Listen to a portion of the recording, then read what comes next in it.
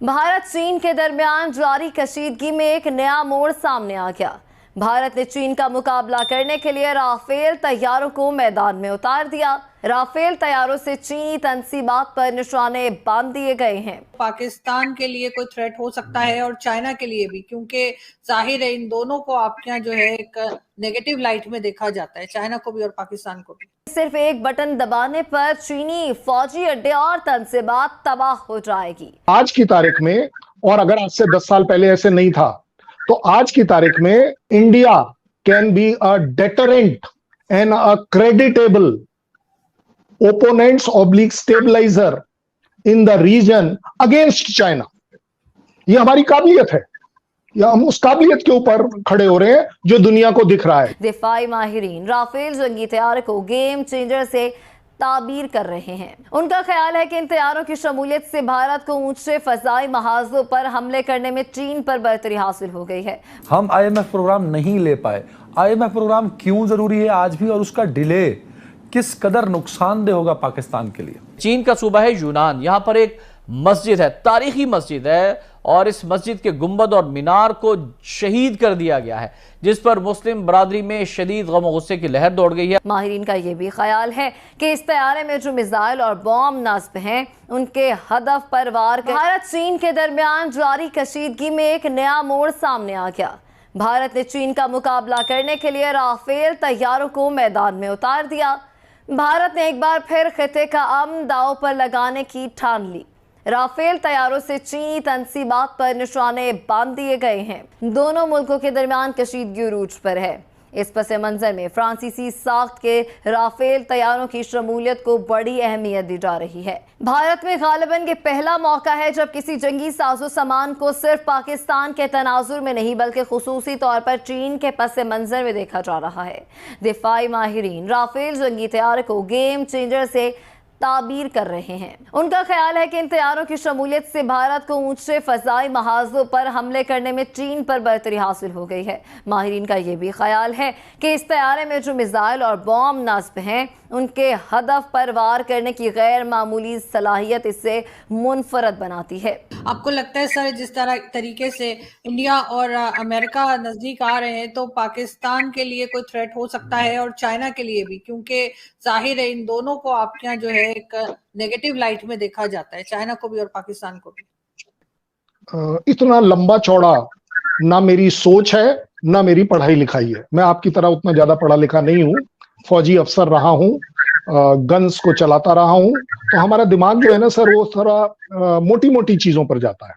मुझे लगता है किसी भी कंट्री के किसी भी के साथ रिलेशंस जो होते हैं, वो उसकी अपनी लकीर ऊंची जाए उसके ऊपर होते हैं।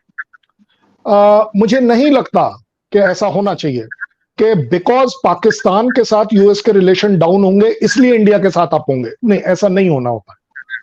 एवरीबडी, मैं बिल्कुल एग्री करता हूं कि स्ट्रैटेजिक इंटरेस्ट अपने अपने हैं। मुझे लगता है भारत ने पिछले कुछ सालों में कुछ ऐसा किया जरूर होगा कि हमारी लकीर ऊंची कर रही है।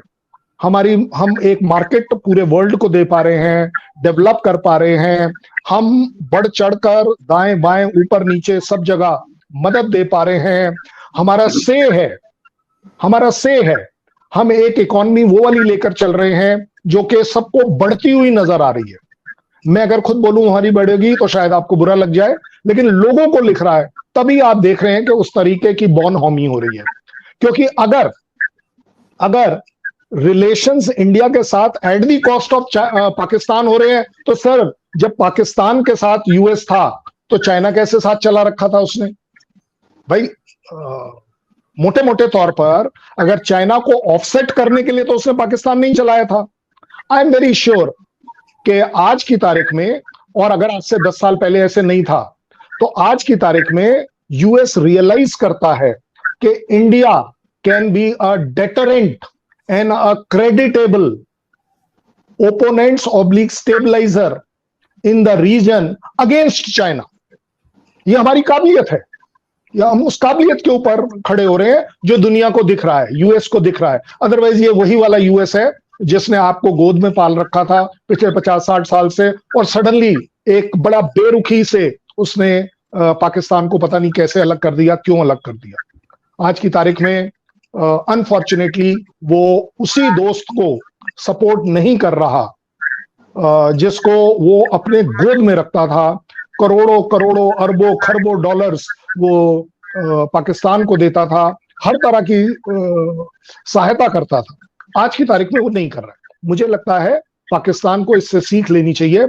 अपनी लकीर बड़ी करो, अपनी प्रॉस्पेरिटी बढ़ाओ, अपनी इकोनॉमी बढ़ाओ, अपना इंफ्रास्ट्रक्चर बढ़ाओ। दुनिया, यूएस नहीं, दुनिया आपकी तरफ देखेगी। मुझे लगता है शायद इस जगह पर भारत है स्कोर्ड वेल। बिल्कुल ऐसा ही है, लेकिन सर फिर भी टेंशन कम होने के बजाय कहीं ना कहीं बढ़ती हुई नजर आती है। मैं यहाँ पे ये जरूर कहूंगी आप लोगों को कि प्लीज आप लोग दो मिनट बात किया करें ताकि वो मैनेज हो सके। बिल्कुल, मुझे याद है कर्नल साहब ने बताया था, मुझे सिखाया था, मुझे भूल गया था शुरू में। आप कुछ कहना चाह रहे थे कर्नल साहब? मैं आपको ये बता रहा हूँ टेंशन किसके बीच में है। टेंशन आपके हिसाब से इंडिया पाकिस्तान के बीच में है?